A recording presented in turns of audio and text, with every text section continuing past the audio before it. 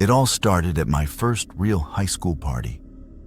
I was a sophomore, and a guy from my history class had invited me. The whole thing was in this huge, finished basement. The music was so loud the floor vibrated, and there were people everywhere, crammed onto couches and sitting on the floor. I knew maybe 2 of them. For the first hour, I just stood in a corner holding a warm cup of flat soda, trying my best to look like I belonged there. My heart was just pounding. I was so nervous about doing or saying the wrong thing. Then, a few people started gathering in a circle on the floor, and the guy who invited me, Mark, pulled me down to sit with them. Someone brought out a bong. It was huge, this massive green glass tube that looked more like a piece of lab equipment than something you'd smoke out of. They called it the Sentinel. Everyone else was so casual about it, but my stomach instantly dropped. They packed the bowl and lit it. The first guy took a hit, then passed it. It was making its way around the circle, getting closer and closer to me. I had never smoked anything in my life. My mind was racing, trying to figure out a way to get out of it. Just say no. Tell them you have asthma. But then I looked at their faces. They were all friends, all laughing. And a girl that I had a massive crush on was there. And she took a huge rip without even flinching. I thought to myself, if I say no, that's it. I'll be the weird kid. The pressure was just immense. The bong was passed to me. It felt heavy and cold in my hands. They were shaking. Mark just pointed at it and said, "Light it till it cherries, then pull the slide when you're ready." I had absolutely no idea what he meant. I just nodded. I put my mouth on the top, flicked the lighter, and started to inhale. A thick, hot smoke instantly filled my lungs. It tasted like burnt plants and plastic. It scraped all the way down my throat, and I felt a violent urge to cough. But I held it in, my eyes watering. I could feel everyone watching. I pulled out the little glass slide thing like I'd seen the person before me do, and cleared the chamber. It was like inhaling fire. I handed the bong off, my throat burning. I thought that was the worst of it. I had no idea that the real horror hadn't even begun. I finally let out the cough I was holding in. It felt like my lungs were trying to escape my chest. I couldn't stop. My eyes were watering, and I was gasping for air between coughs. Someone patted me on the back, but it felt like they were hitting me with a hammer. When the coughing finally slowed down, a wave of dizziness washed over me. The whole room tilted sideways. I put a hand down on the carpet to keep from falling over. It wasn't a normal head rush. The colors in the room seemed to get brighter, almost cartoonish. The red cups looked like they were glowing. The music from the speakers wasn't music anymore. It was just a mess of noise, like it was coming from the end of a long tunnel. And underneath it all, I could hear my own heart, thumping loud and slow. Then the dread hit me. It started as a cold feeling in my stomach and spread through my whole body. A single thought cut through all the noise. This was a huge mistake. My heart started pounding against my ribs, so hard I thought people could see my shirt moving. My thoughts began to race, overlapping and tangling together. What was in that?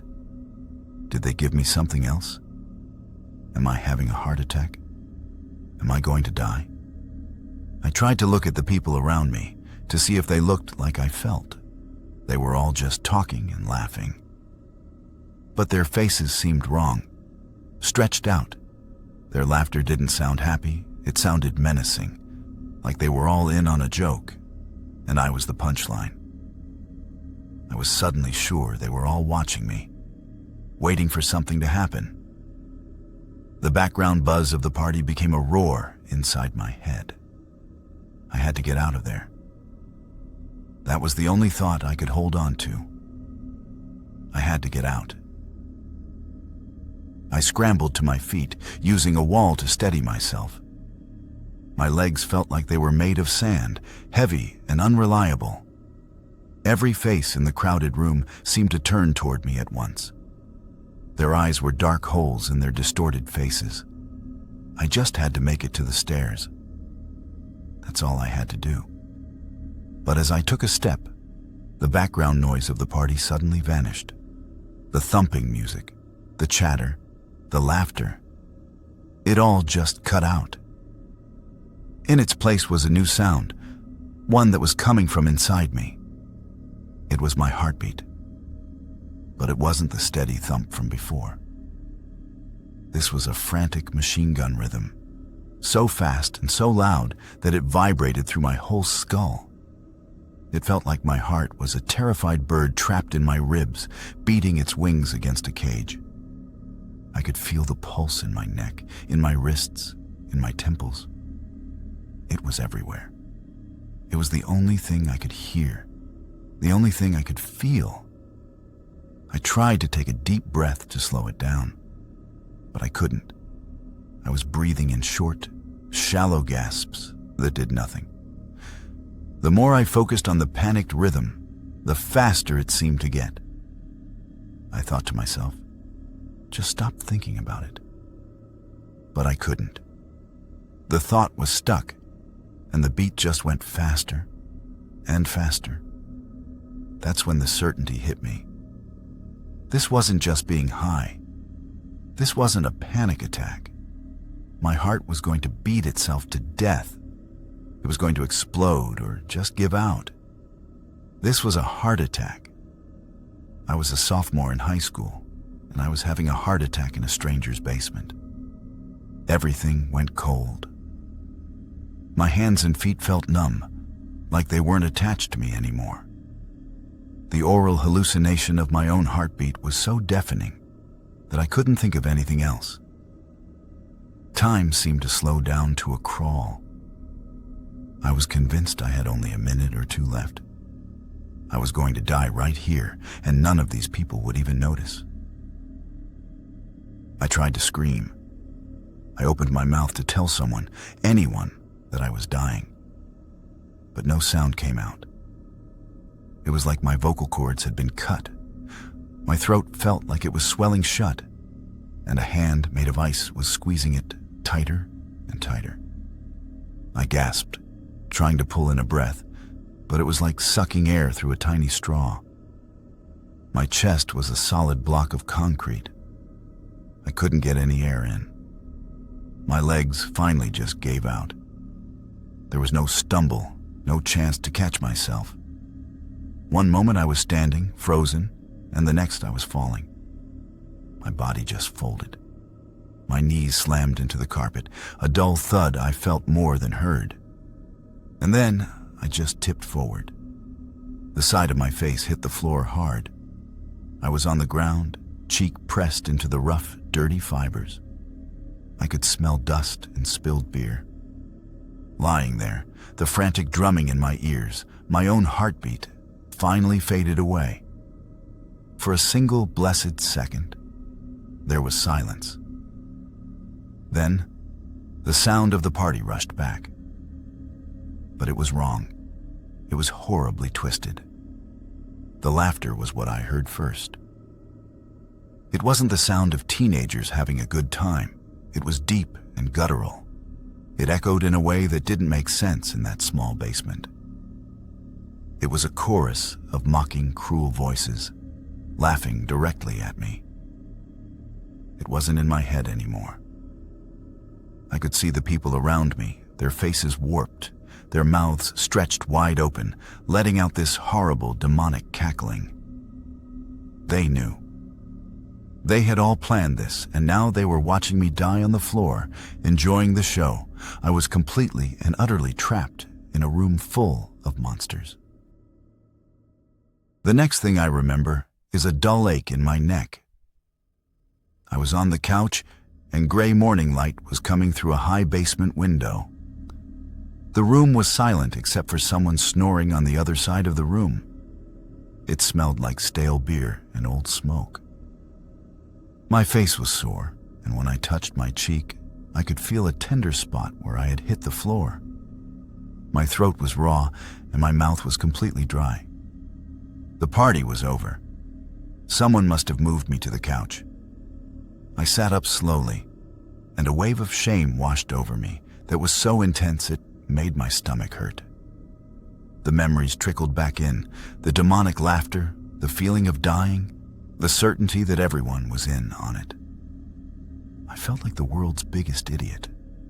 I didn't know what I'd done after I fell, or who saw me, or how I ended up on that couch.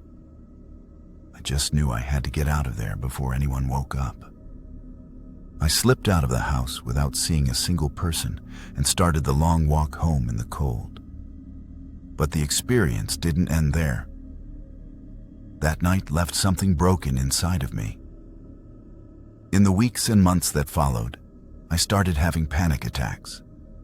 I'd be sitting in class or just watching TV, and suddenly I would feel that same cold dread creep up my spine. I would start checking my own pulse, convinced my heart was beating too fast again. I became terrified of losing control, of my own mind turning on me for no reason. The world never looked quite the same. It was like I had seen behind a curtain and I could never unsee it.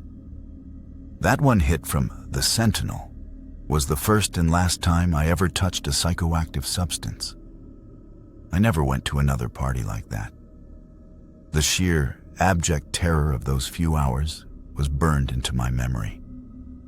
It was a lesson I had to learn the hardest way possible, and it left me with a deep-seated anxiety that I would carry for years. It wasn't worth it. No high could ever be worth that. I'd been smoking weed daily for over a decade. I wasn't some weekend user. I was a flower guy, a seasoned pro, or so I thought. My tolerance was sky high. I could smoke all day and still function perfectly fine. People who got too high off one hit were a joke to me. So when a friend brought me a gift from a legal state, I saw it as a novelty, not a threat. It was a chocolate bar in a slick, child-proof package. The front had a huge warning label and, in big, bold numbers, 500 tosh. The instructions on the back said a standard dose was 10 bars a tiny piece, and to wait at least 2 hours before considering more. I actually laughed out loud. 10 milligrams? I smoked more than that in a single puff. To prove my point, I broke off what looked like a 100 milliliter chunk and ate it right there. It just tasted like slightly bitter chocolate. An hour passed. Absolutely nothing. I was playing video games, waiting for something, anything to happen. But I felt completely normal, maybe even a little annoyed. I felt cheated. I thought about all the stories you hear about edibles hitting hard and figured they were all just hype. Stories told by lightweights. The thought was clear in my head. Edibles just don't work on me. My body is different. My arrogance and my impatience got the better of me. I paused my game, walked back to the kitchen, and grabbed the rest of the chocolate bar out of the fridge. I stood there and ate the other 400 milligrams. I just downed the whole thing in a few bites, like it was nothing. I figured the worst that could happen is I'd get a little sleepy and pass out. I had no idea I had just ingested a dose that could incapacitate a small horse. I had no idea that my entire reality was about to be dismantled, piece by piece. I went back to my video game, still feeling nothing but annoyed. Another 15 minutes passed. The impatience was turning into an insult. Here I was, a veteran, getting defeated by a piece of chocolate. So I had an idea, a thought that only a long-term, arrogant stoner could have. The edible was just dormant, and it needed a kickstart. I figured a big bowl would wake it up, get the process moving. I stood up and walked over to my desk, grabbing my bong. It was a stupid, reckless decision, born entirely out of ego. I ground up some incredibly potent flower, the strongest stuff I had, and packed a huge bowl. I thought, let's just get this over with. I sat back down, put the bong to my lips, and lit the bowl until it was glowing red. I took a massive rip, the kind I took a dozen times a day, filling my lungs with thick, familiar smoke. I held it for a second, feeling the normal pressure in my chest. Then I exhaled. The second the smoke left my lips, the edible hit. It wasn't a high. It bypassed euphoria completely. There was no warmth, no pleasant body buzz, no giggles welling up. It was a violent neurological avalanche. It was like a dam breaking in the back of my skull and a billion gallons of raw, unfiltered panic flooding every circuit in my brain all at once. My vision didn't tunnel. It simply ceased to exist, replaced by a strobing black and white static. The sound from my headphones didn't just get loud. It transformed into a single, piercing needle of feedback drilled directly into my ears. My body felt like it had been flash frozen and then struck by lightning. There was no me anymore. I was just a consciousness trapped inside a system that was crashing, utterly and completely. The black and white static in my vision slowly started to resolve. Not back to my room, but to something else. I was still in my chair.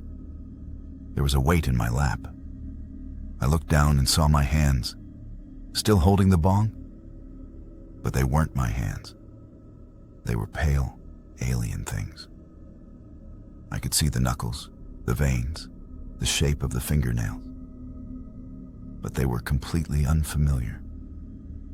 Like I was looking at a photograph of a stranger's hands in a medical textbook. I tried to command them to move, to drop the bong, but nothing happened. They just sat there, two foreign objects attached to the ends of my arms. My head slowly tilted up. My video game had timed out, and the TV screen was black, acting as a dark mirror. There was a person reflected in it, a man sitting in my chair, in my clothes, in my room.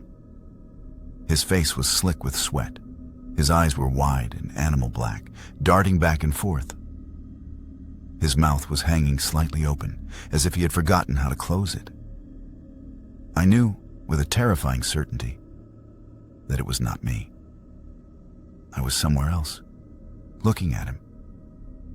I felt a strange and distant pity for the man on the screen. He looked like he was having a very bad time. Then, the body in the chair began to move. It wasn't my decision. The arms I couldn't control placed the bong carefully on the floor. The legs I couldn't feel pushed the body up to a standing position. I was just watching it happen from somewhere deep inside my own skull. I had become a passenger, a ghost trapped inside a machine that was being piloted by something else. This wasn't my body anymore. I was just a prisoner, staring out through a stranger's eyes. The body I was trapped in started to walk. It moved out of my bedroom and down the short hallway into the living room. My girlfriend was on the couch, reading a book. She looked up when I came in, and she smiled. But the smile looked wrong. It was a mask.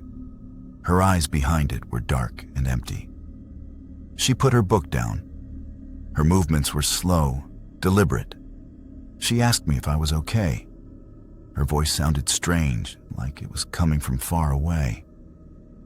I watched my own head nod, a jerky, puppet-like motion that I didn't control. She stood up and went into the kitchen. I just stood there, frozen, listening to the sound of a cupboard opening and water running from the tap. She came back with a glass of water. She was holding it out to me, that fake smile still plastered on her face. And in my head, a thought hit me with the force of a physical blow. A single, clear, obvious truth that cut through all the static. It's poison. The thing that took over my body wanted me to stay still. But a new feeling, pure animal terror, flooded every part of me, and it was my own. I finally had control again, but it was the control a cornered rat has. I scrambled backwards, away from her and the glass. The look of concern on her face twisted into a cruel sneer. She knew that I knew. I didn't think. I just ran. I bolted for the bathroom at the end of the hall, my feet slipping on the floor. I slammed the door shut and fumbled with the lock on the knob. The click of the lock felt like the most important sound I had ever heard. I slid down the door until I was sitting on the cold tile floor, my back pressed against the wood, my knees pulled up to my chest. For a moment, there was silence. Then I heard her on the other side of the door. Her voice was a low murmur, but she wasn't alone. I could hear other voices whispering back to her. Voices I didn't recognize. They were quiet, but I could hear them plotting. They were talking about me. They were deciding what to do next. I stayed on the floor, back pressed against the door, for what felt like an eternity. The whispering on the other side continued. I could make out my girlfriend's real voice now, high and panicky, but it was just woven into the chorus of other, darker voices. They were using her voice to try and trick me, to get me to open the door. I knew it, so I didn't say anything. I just stayed there and listened to them plot. The terror was too much to hold in. At some point, I scrambled away from the door and crawled into the shower stall, pulling the thin plastic curtain closed. It felt safer. I huddled in the corner, on the cold fiberglass floor, knees against my chest. The plotting voices were muffled, but I could still hear them. I started sobbing, not crying, but that deep, heaving, can't breathe kind of sobbing. The kind a little kid does when they're hopelessly lost. I had completely broken. I don't know how much time passed. The next thing I remember is the bathroom door creaking open. I looked through a gap in the curtain and saw two people standing in the doorway. It was my parents. My mom had her hand over her mouth. My dad just looked pale. I couldn't understand how they got there. My girlfriend must have let them in. She'd brought them here to finish the job. But I was too exhausted to be scared anymore. I just kept sobbing. My dad came over, pulled the curtain back, and just knelt down in front of me. He didn't say anything. He just put a hand on my shoulder. The acute part of the nightmare faded over the next 12 hours. The voices disappeared. I stopped thinking my girlfriend and my parents were trying to kill me. But the high never really ended. The terror went away, but the unreality didn't. It just settled, like a thick fog that never burns off. When I walked around the house, it felt like I was watching a movie of someone else walking around. My own hands, my own feet, still felt like they belonged to someone else. That edible broke something in my brain that never healed. The world never went back to normal. To this day, everything feels like it's happening behind a pane of glass.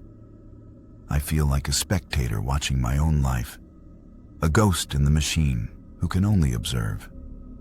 The intense, active psychosis lasted for a day, but it left behind a permanent, chronic state of disconnection. My perception of reality was fundamentally and permanently changed, all because of one piece of chocolate. My partner's corporate holiday party was that night. I'd been dreading it for weeks. It wasn't just a party. It was a formal multi-course dinner event at a fancy downtown hotel. Suits, cocktail dresses, assigned seating, the whole thing. My social anxiety is bad on a good day, but the thought of being trapped at a table making small talk with my partner's boss was making my stomach churn. I was pacing our bedroom while my partner was in the shower. My suit was laid out on the bed, and it felt like a costume for a play I hadn't rehearsed. My palms were sweaty. I knew exactly how the night would go. I'd be quiet and awkward. I'd either say nothing or say something stupid. I would sip a club soda and just pray for the whole thing to be over. Then I had an idea. I remembered a gift a friend had given me a month before. It was a single cannabis gummy, left over from their trip to a legal state. It was still in its little sealed pouch in my bedside table drawer. I wasn't an edibles guy at all. I barely even smoked, but I remembered my friend saying this specific kind was really relaxing. I took out the small, unlabeled silver packet. It felt like a solution, the perfect little cheat code to get me through the night. I thought to myself, it's just one. It'll be like having a glass of wine. It'll take the edge off, make me a little more outgoing, maybe even charming. I wasn't looking to get high, I was just looking for a bit of help. Just then, my partner called out that our car was arriving in 10 minutes. My heart jumped. It was now or never. I tore open the packet, popped the little sugar-dusted square in my mouth, and swallowed it with a gulp. I didn't even know the dosage. I had no idea about onset times. I just knew that I had eaten it, and we were about to walk out the door. It was a decision that would not just ruin the party, but my entire perception of reality. We walked into the hotel ballroom, and my anxiety instantly went up a notch. The room was massive, filled with round tables draped in white cloths. The sound was a dull roar of hundreds of people talking at once, mixed with the clinking of glasses. We found our name tags, then our assigned table.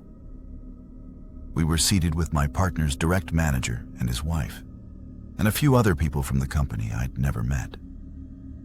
This was my nightmare scenario. For the first 20 minutes, I was just my usual awkward self. I sipped my water, nodded when people talked, and tried to look comfortable. I could feel the gummy wasn't doing anything, and I started to feel stupid for even taking it. I thought maybe it was a dud. Maybe nothing would happen. And then a weird warmth started to spread through my chest and up the back of my neck. It wasn't the relaxing buzz I was hoping for. It was a prickly, electric feeling. At the same time, the sounds in the room changed. The dull roar of conversation fractured into 1,000 sharp points of noise. I could hear every single fork scraping against a plate, every ice cube hitting the side of a glass, every single separate laugh from across the room. It was all flooding into my ears at the same volume. The chandeliers weren't just bright, they were pulsing, searing white-hot spots into my vision every time I blinked. My suit felt like it was shrinking, the collar suddenly too tight around my neck. Then the man next to me, my partner's boss, turned to me. He had a polite smile on his face. "So," he said, "what is it you do?" It was the most normal, boring, small-talk question in the world, but my brain just shut down. The words didn't make sense. It was like he was speaking a different language. I just stared at him. My heart started hammering against my ribs. I could feel sweat trickling down my back. This is a test, I thought. This is the test, and I'm failing it. I opened my mouth, but nothing came out. I had completely forgotten what I do for a living. I couldn't form the words. The man's polite smile started to look like a sneer. He knew. He could see right through me.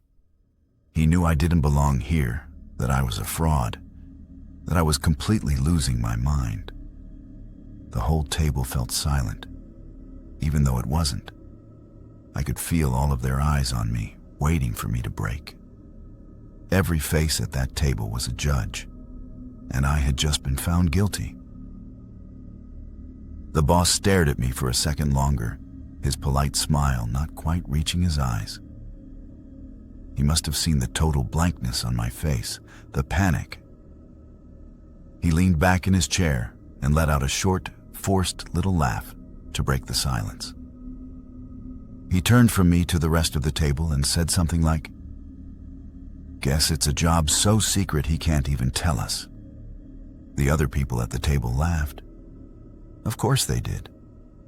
It was a harmless enough dad joke, the kind of thing you hear at a work function. A few of them smiled at me, a kind of polite, dismissive, "We've all been there" look. But that isn't what I saw. It's not what I heard. The sound started small, just the people at my table. But it didn't stop. The laughter didn't fade away. In my head, it connected to a laugh at the table next to us. And then that connected to another one across the room.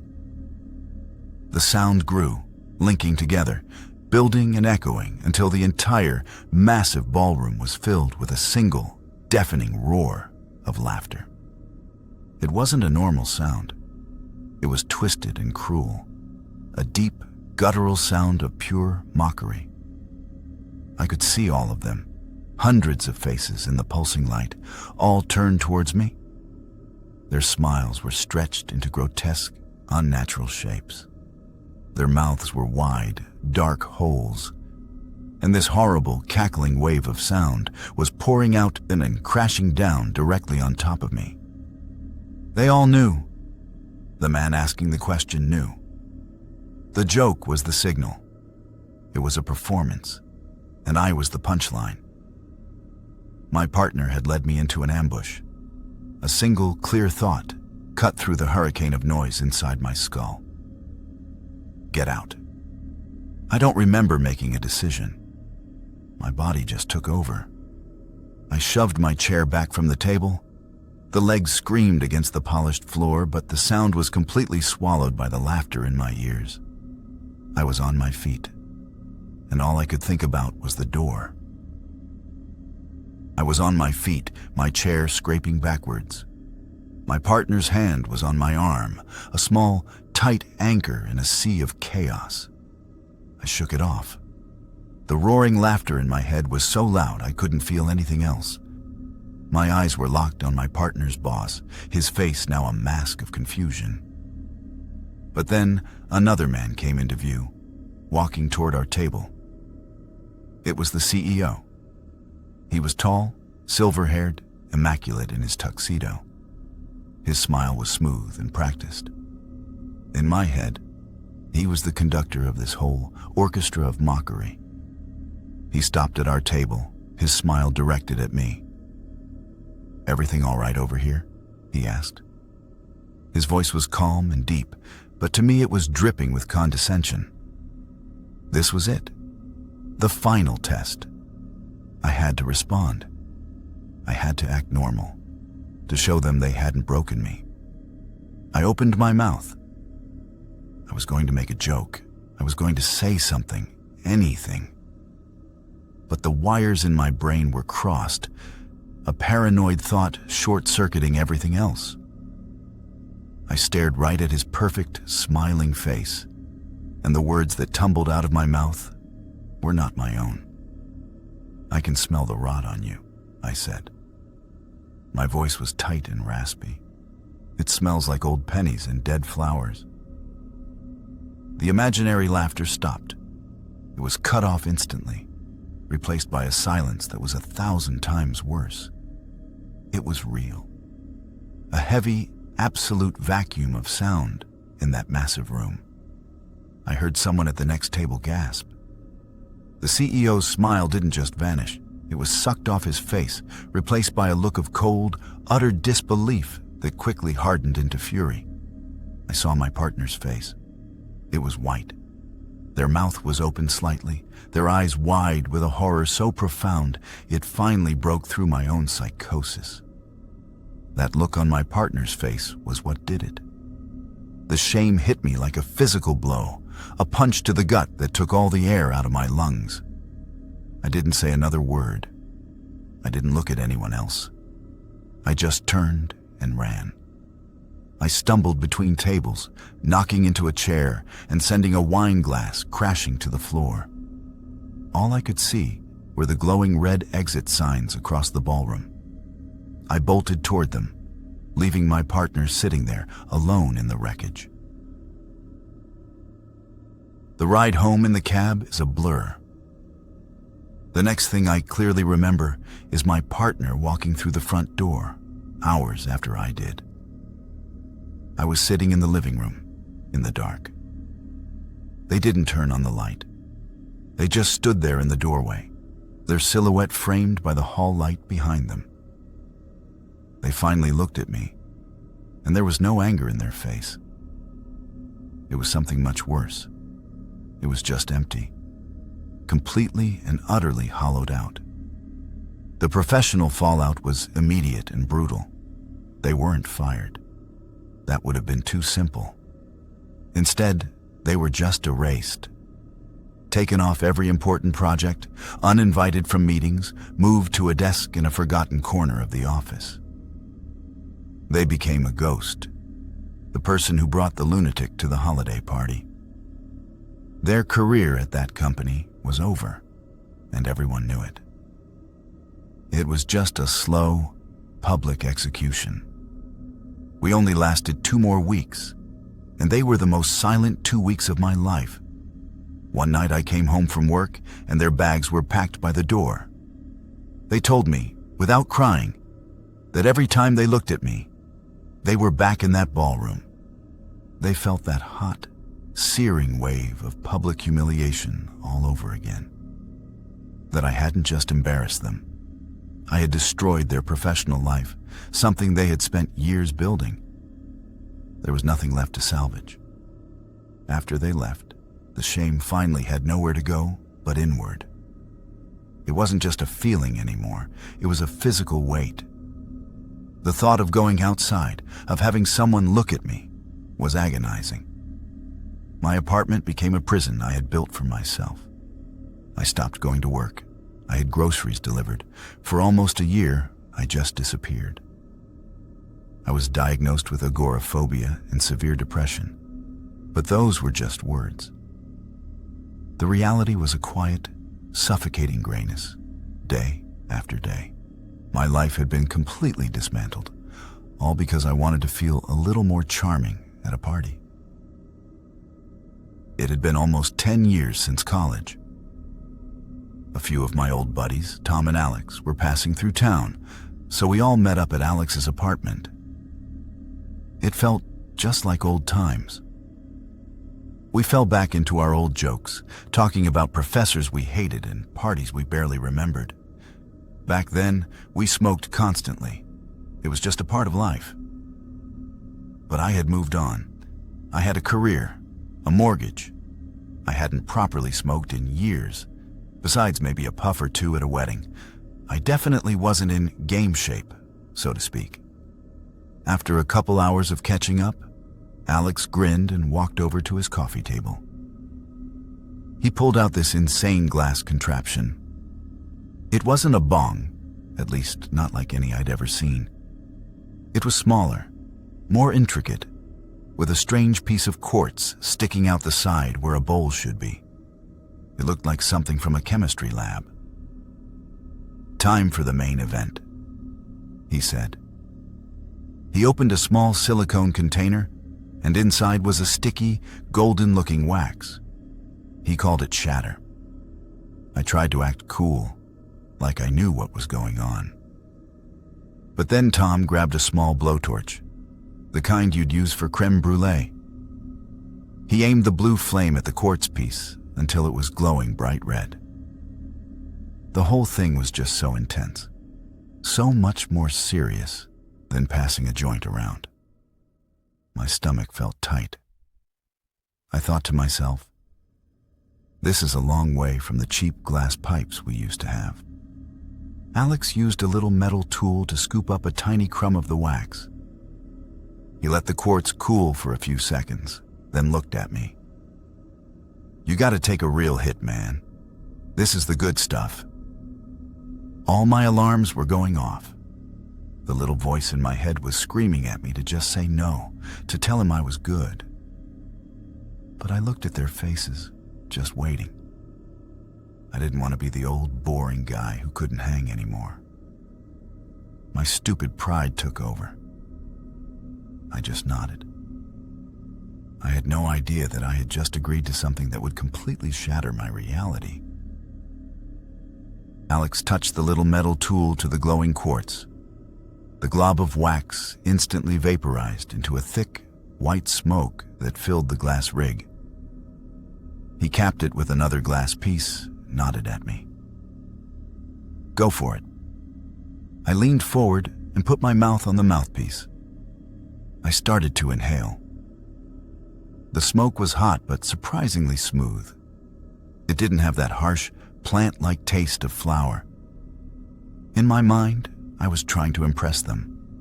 I was trying to prove I wasn't some lightweight.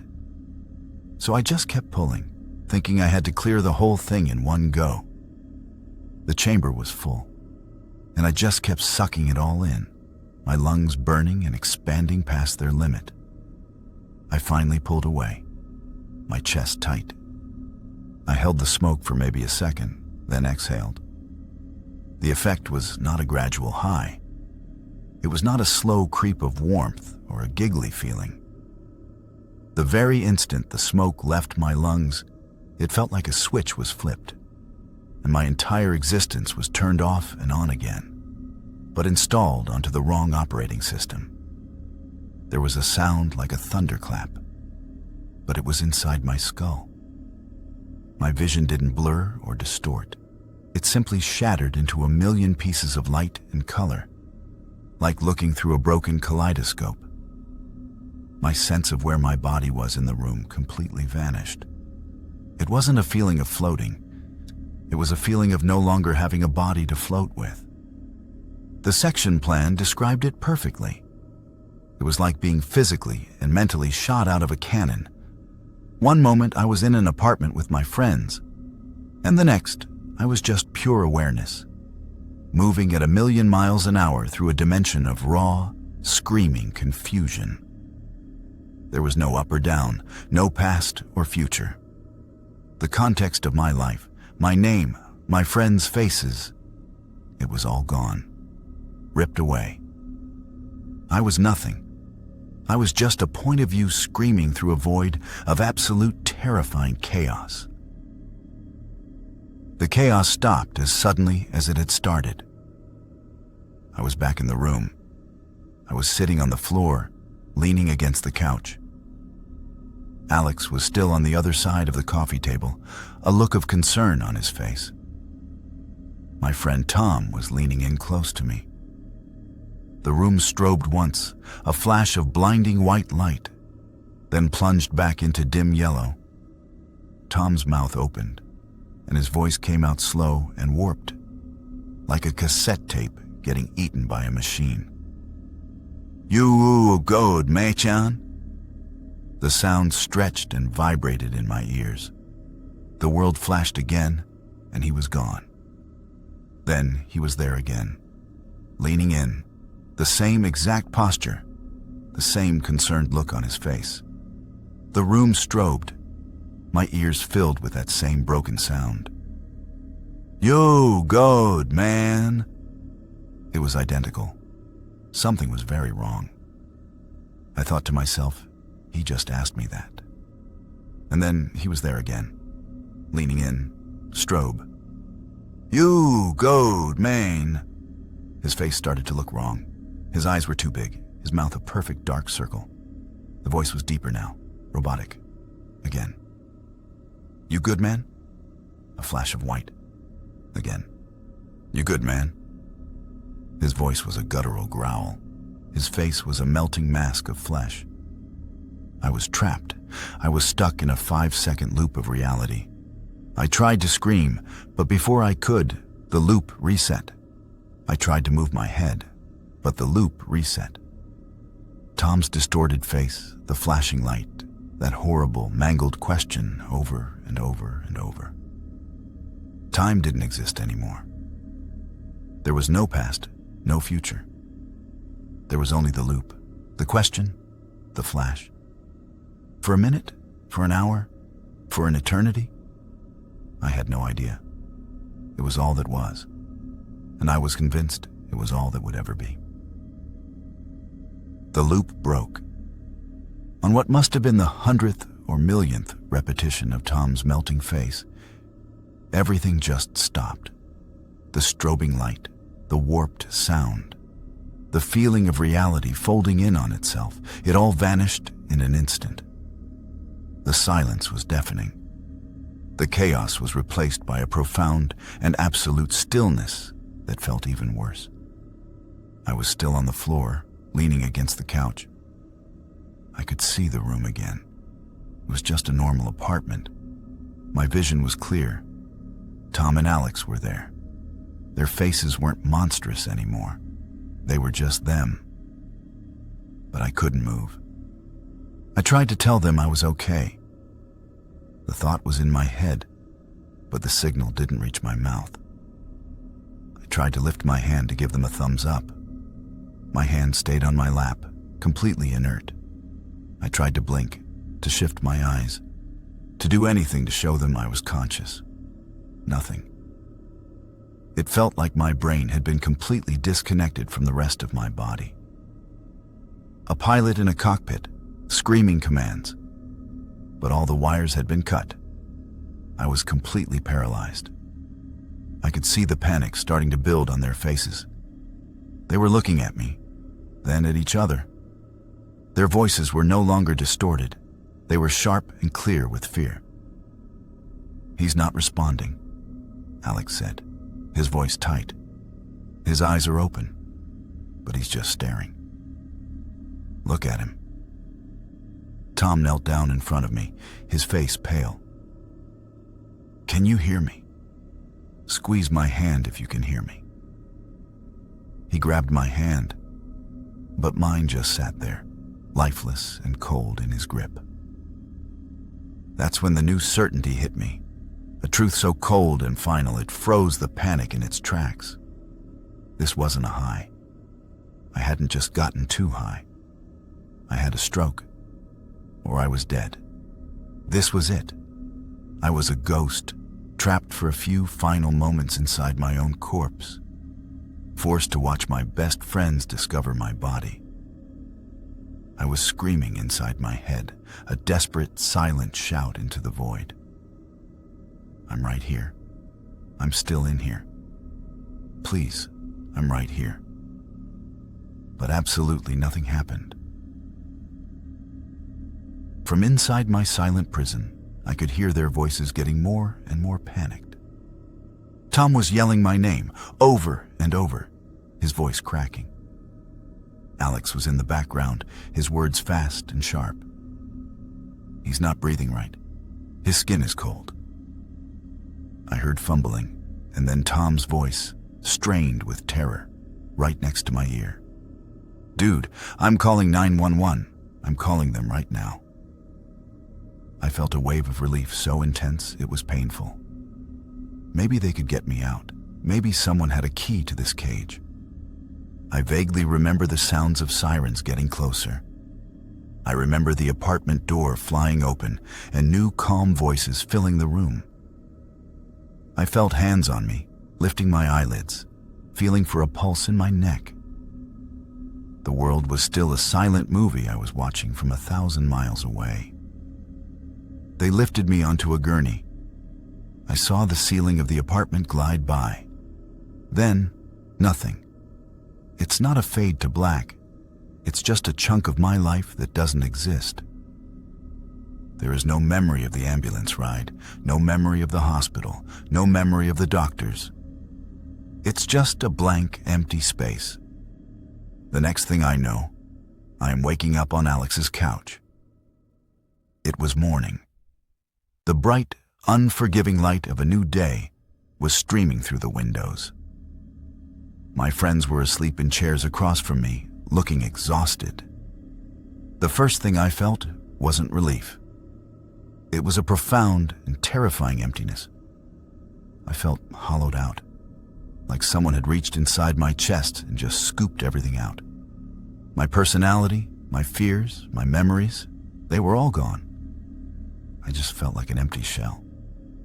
I sat up and I started to cry, not out of sadness, but because the feeling of being me was slowly, painfully flooding back into that empty space, and I wasn't sure I wanted it. The physical effects went away in a day or two, but the experience left permanent scars. It rewired my brain in a way I can still feel today. I developed a persistent neurological tic. Whenever I get very stressed or I'm too tired, my head will jerk sharply to the left, a single violent spasm I can't control. It's a physical reminder, a little glitch left over from the system crash. But the worst part is the fear. I am deeply, pathologically afraid of death now. It's not a normal fear of the unknown. It's a specific, sensory memory. I know what it feels like to be conscious, but gone. I know what it's like to scream into a void where no sound comes out.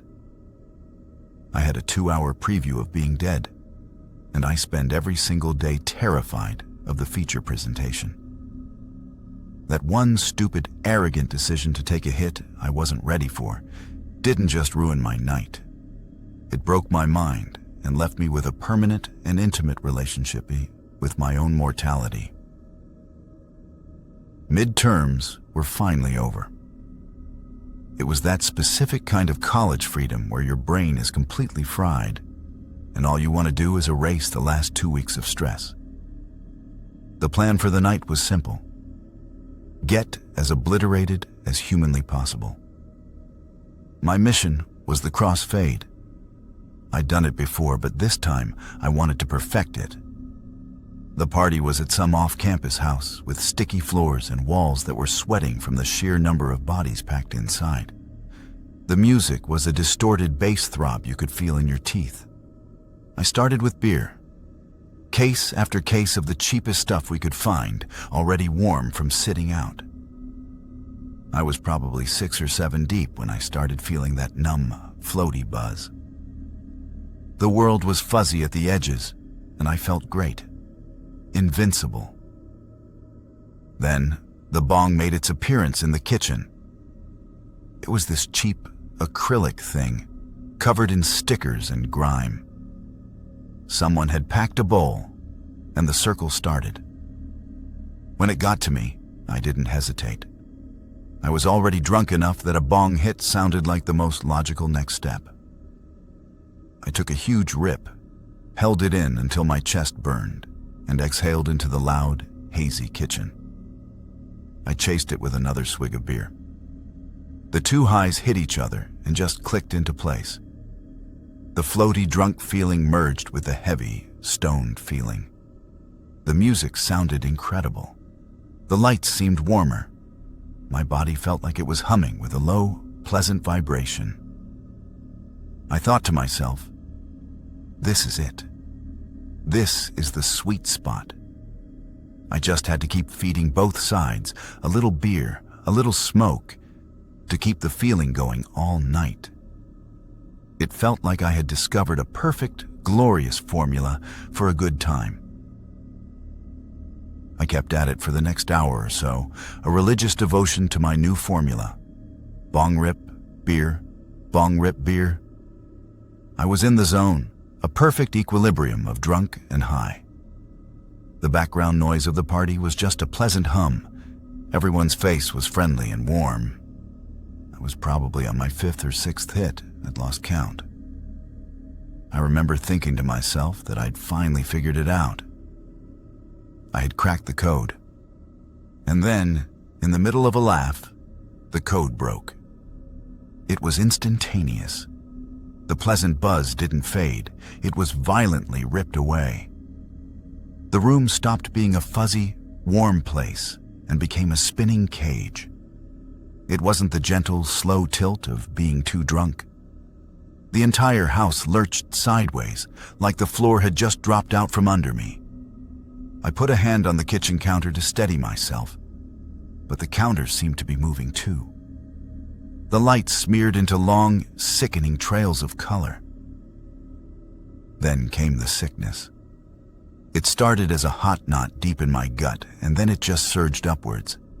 A massive, all-consuming wave of nausea that washed out my vision and hearing. This wasn't the nausea of too much beer. I'd been there 100 times. This was different. It felt chemical, toxic. It was a deep, internal wrongness, like my own body was trying to violently eject something that was poisoning it from the inside out. I shoved my way out of the kitchen, knocking into someone's shoulder. I didn't say sorry. I couldn't. My vision was a spinning tunnel, and the only thing at the end of it was the bathroom door down the hall. Lurching, I used the wall to keep myself upright, my hand sliding along the grimy drywall. The thumping bass of the music wasn't sound anymore. It was just a series of physical blows hitting me over and over. Somehow I made it. I slammed the door shut behind me, the sound completely lost in the party noise, and fumbled with the cheap brass lock. The click of the bolt was the last coherent thought I had. I didn't even make it all the way to the toilet. I just dropped to my knees on the sticky linoleum floor as my entire body convulsed. A violent, uncontrollable heave ripped through me. A hot torrent of cheap beer and stomach acid sprayed into the toilet bowl. It burned my throat and my nose. My body was shaking, my knuckles white from gripping the porcelain rim. I spat, trying to get the taste out of my mouth, and gasped for breath, thinking it was over. But it wasn't. As I knelt there, shuddering, something strange happened. The feeling of my own body just left. It was like my consciousness detached and floated up to the ceiling. I was no longer a person being sick. I was watching a person being sick. I was watching some pale, shaking kid crouched on the floor of a disgusting party bathroom. I could see the grime in the grout, the cigarette burn on the toilet seat, the pathetic way the kid's t-shirt was drenched in sweat. The body on the floor heaved again, a guttural, animal sound. Then it would pause, gasping, its shoulders trembling. Then another wave would hit, and the whole awful process would start over. Heave, pause, heave. I was just watching it, trapped, a spectator to my own body's private hell, stuck in the repeating cycle, with no way to make it stop. The cycle finally broke. The spectator in my head vanished, and I slammed back into my own body with a jolt. The heaving stopped, but I just slumped sideways. My cheek was pressed against the cold, wet tile floor. My whole body was trembling, not from cold, but from sheer exhaustion. Every muscle ached. I was drenched in sweat, and the sour smell of vomit filled my nose. After what felt like hours, I tried to push myself up. I had to stand. I had to at least try to get out of there. I put a hand on the floor and another on the base of the toilet. My arms shook under my own weight. I managed to get onto my hands and knees, but a hot wave of dizziness crashed over me.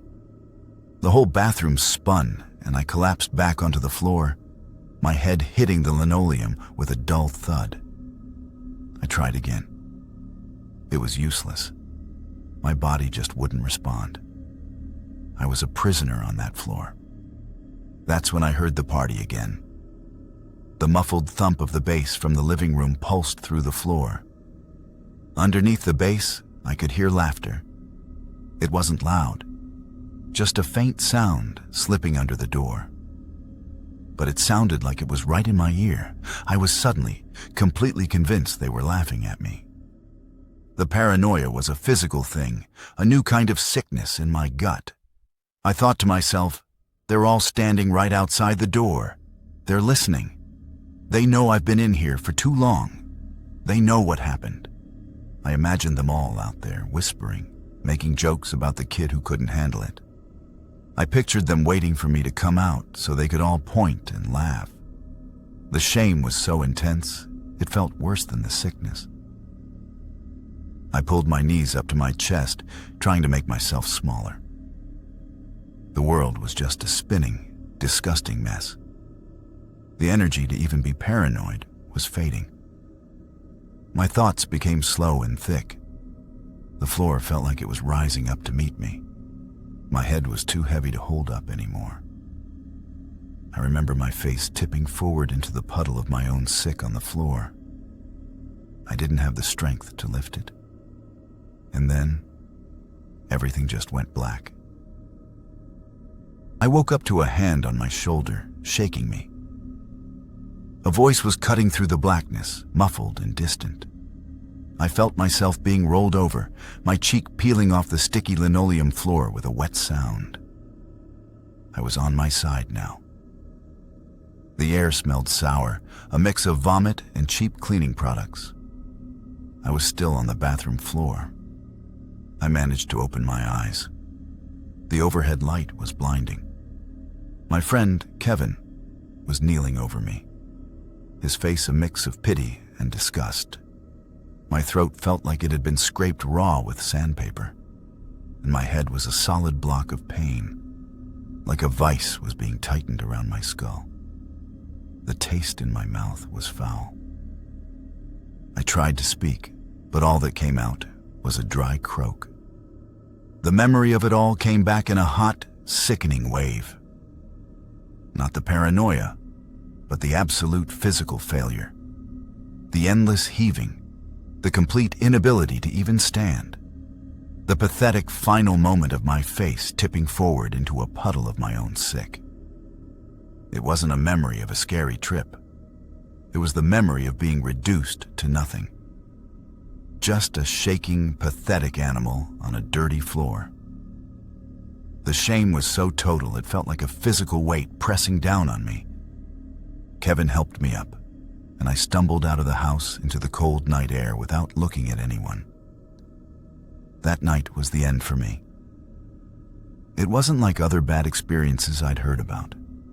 I wasn't left with anxiety or fear of losing my mind. I was left with a deep, physical disgust.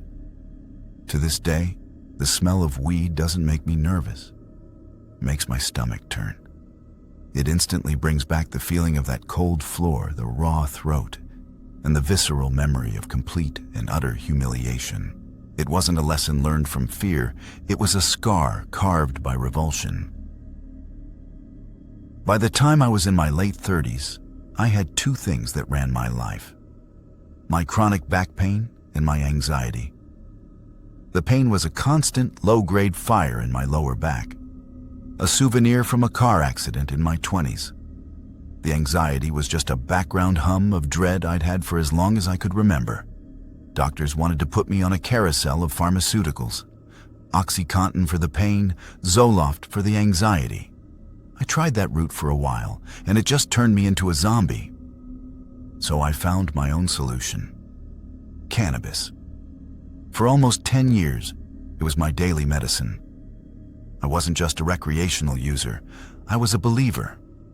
A few hits from a vaporizer in the morning would melt the stiffness in my back enough to put my own socks on. A small edible in the evening would quiet the frantic hamster wheel in my brain so I could actually sleep. It let me hold down a demanding job. It let me be present in my own life. To me, cannabis wasn't a drug. It was a tool. It was my personal miracle. It gave me a normal life. A life that the doctors couldn't give me without a laundry list of side effects. It was a perfect self-managed system that worked for years. I had it all figured out, and I thought nothing could ever take that stability away from me. Then, the perfect system began to collapse. It started subtly. I'd wake up some mornings feeling a little off, a little queasy. I wrote it off as a bad night's sleep or something I ate. But the episodes became more frequent and much more intense. It was almost always the same. I would wake up, and before my feet even hit the floor, a wave of horrible nausea would wash over me. It wasn't just a sick feeling. It was soon followed by a sharp, cramping pain in my gut. It felt like someone had reached inside me and was twisting my intestines into a knot. I'd be doubled over, sweating sometimes for an hour or more, until it finally, slowly faded. My doctor had no idea. He ran blood panels, checked my liver, did all the standard tests. Everything came back perfectly normal. He sent me to a gastroenterologist who was just as confused. We did an ultrasound, then an endoscopy, where they put a camera down my throat. Nothing. They found absolutely nothing wrong with me.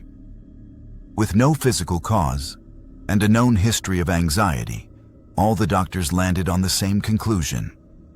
It must be psychological. My severe anxiety was just manifesting in a new, physical way. And honestly, it made sense to me. I had exhausted every other option. So if the problem was anxiety, I knew what to do. I had my medicine. My logic was simple. The faster I could quiet the anxiety in the morning, the faster the sickness would go away. So I started smoking more and earlier. The moment my eyes opened and I felt that first wave of sickness, I would reach for my vaporizer, convinced it was the cure. I had no idea I was treating the symptom with the cause. My strategy of smoking more to fight the morning sickness didn't just backfire. It was like pouring gasoline on a fire. One particular morning, the nausea hit harder than ever before. But this time, instead of cramping and fading, it just kept building and building until it was a solid wall of sickness. I barely made it to the bathroom before the first wave of uncontrollable heaving started. It wasn't just throwing up. It was violent. A gut-wrenching, full-body convulsion that left me breathless and shaking on the cold tile floor. I thought it would be over once my stomach was empty, but it wasn't. The spasms kept coming every few minutes, forcing up a torrent of bitter, yellow bile that burned my throat. This went on for an hour, then 2. I was trapped in this horrible cycle. A few minutes of shivering on the floor, feeling the next wave build, and then another violent, useless heave. I was exhausted, dehydrated, and just lying there, sobbing between the waves. I don't know why I did it. I wasn't thinking clearly. Maybe I just wanted to wash the smell and the feeling of sickness off my skin. I stumbled into the shower, my whole body trembling, and cranked the handle all the way to hot without even thinking. The water that came out was scalding. It was so hot, it was almost painful. The second that burning hot water hit my stomach and my back, the nausea vanished. It didn't fade, it just stopped. 1 second I was on the verge of another violent heave, and the next there was just silence. The knot in my gut just completely untied. It was the first moment of peace I'd had in hours, and it was so sudden and so absolute that I just stood there limp under the spray, letting the water turn my skin bright red. After a few minutes of this miraculous relief, I turned the water off. I thought it was over. But the moment the water stopped, the sickness came roaring back. A wave of nausea hit me so hard my knees buckled. In a panic, I cranked the handle again. The hot water hit me, and again, instant relief. I experimented, stepping in and out of the stream. In the water, I was fine. Out of the water, I was back in hell. It wasn't a cure, it was a cage. I had found the only thing that could stop the sickness, and it meant I had to stand under scalding hot water. This became a new, desperate ritual. Hours a day, just standing under the spray. A prisoner in my own bathroom, just to get a moment of peace. I lost track of how long I was in that bathroom. Days blurred into one long nightmare of scalding water and brutal sickness. The ritual was my whole life now. Stand under the burning spray until my skin was raw, feeling almost normal. Step out to try and get a sip of water, and within a minute, my insides would seize up, and the violent, dry heaving would start all over again. I stopped trying to eat. Then I stopped trying to drink. Every time I swallowed even a mouthful of water, my body would reject it in a painful, acidic convulsion. My mouth was so dry it felt like it was full of cotton. My lips were cracked and bleeding. I was getting weaker and weaker. But the thought of leaving the bathroom, of leaving the magic of the hot water, was more terrifying than anything. At some point, a new pain started. It wasn't the cramping in my gut. This was a deep, hot, pulling ache in my lower back on both sides. It was a kind of pain I had never felt before, steady and sickening. I started to feel confused. The thoughts in my head were slow and sticky, like they were moving through mud. I remember leaning my head against the wet tile wall of the shower, my whole body shaking, and thinking that I was probably dying. It wasn't a panicked thought. It was just a fact. That was the last clear thought I had. The next thing I remember, the strength in my legs just vanished. It wasn't a stumble. It was a total system failure. My knees buckled. I just slid down the shower wall, coming to a rest on the floor of the tub. The hot water was still pouring over me, running into my open, vacant mouth. My eyes were open, but I couldn't see anything. I vaguely remember the bathroom door being thrown open. I heard my partner scream my name, but it sounded like it was coming from the end of a long tunnel. I felt hands on my face. Her voice was sharp with terror. She was yelling something about my color, that my skin was gray. The last thing I heard before everything went completely black was her voice, screaming into a phone. "He collapsed. His body is shutting down. Please, you have to hurry." The next thing I remember after the blackness was the smell of antiseptic and the feeling of a scratchy blanket. I was in a hospital bed. An IV was taped to the back of my hand, pumping fluid into my desperately dehydrated body. A doctor came in, an older guy with tired eyes who didn't waste any time with small talk. He just looked at his chart, then looked straight at me. He asked me 2 questions. "How long have you been a heavy cannabis user?" And "How long have you been taking scalding hot showers to stop the vomiting?" I told him the truth. Nearly a decade for the first one, the last few weeks for the second. He just nodded, like I had just read a script he'd heard 100 times before. He didn't sugarcoat it.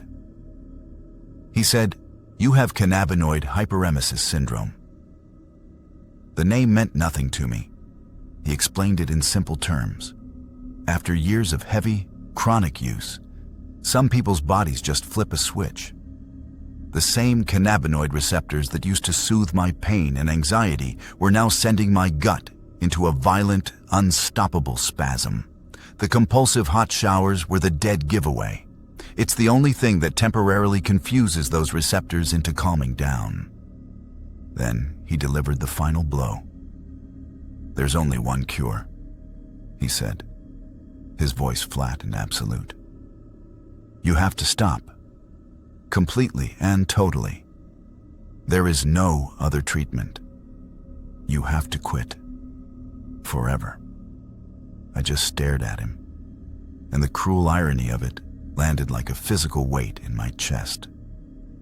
My medicine, the one thing that made my back pain manageable, the one thing that kept my anxiety from swallowing me whole, was now the poison that was actively trying to kill me. He was telling me to stop. but I knew what that meant. It meant going back to square one. It meant facing the full, unmedicated force of my original pain and a lifetime of raw anxiety, all at the same time. The cure felt like a different kind of death sentence.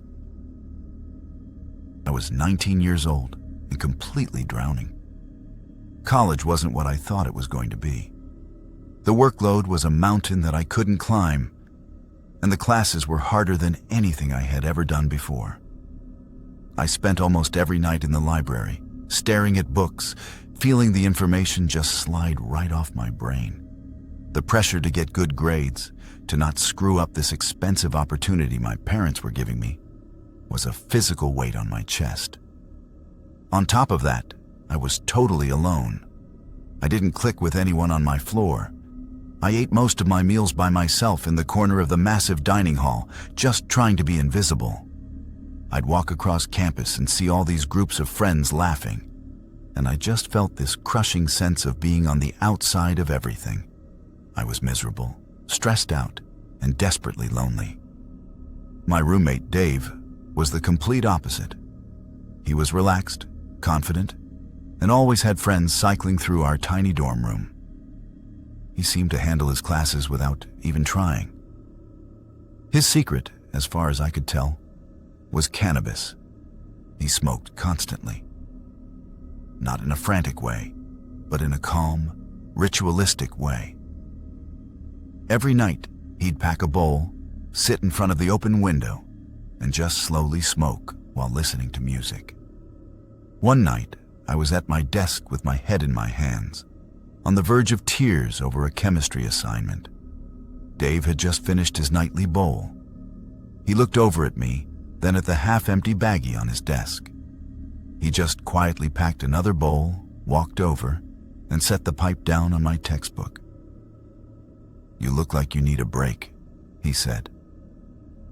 I was so desperate for the stress to stop, I didn't even think about it. I just picked it up. The tight knot in my shoulders loosened almost instantly. The frantic, screaming voice in my head just went quiet. That became the routine. Smoking with Dave became my social life. It was our thing. Soon, I was smoking with his friends too. I finally felt a part of something. Then I started smoking by myself before heading to the library, convinced it helped me focus. It became the perfect crutch. It made me feel relaxed. It made me feel like I fit in. It felt like the perfect solution to all my problems, and I had no idea it was about to become the biggest problem of all. The smoking wasn't just for fun or to fit in anymore. Soon, the sessions with Dave and his friends became secondary. My main use was by myself. It turned into a daily, solitary ritual. Wake up, smoke a bowl to face the day. Smoke a bowl before heading to the library to study. Smoke a bowl after my last class to unwind. It was a tool I needed to get through the day.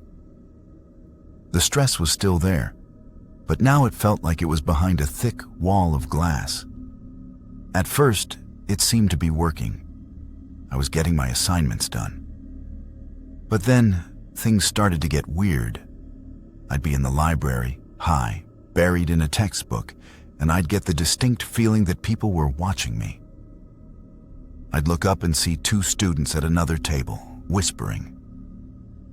I couldn't hear what they were saying, but I just knew it was about me. I could feel their eyes on me, even when my head was down. I would pack up my stuff and leave, my heart pounding, telling myself I just needed to study in my room instead. Then it started happening with my schoolwork.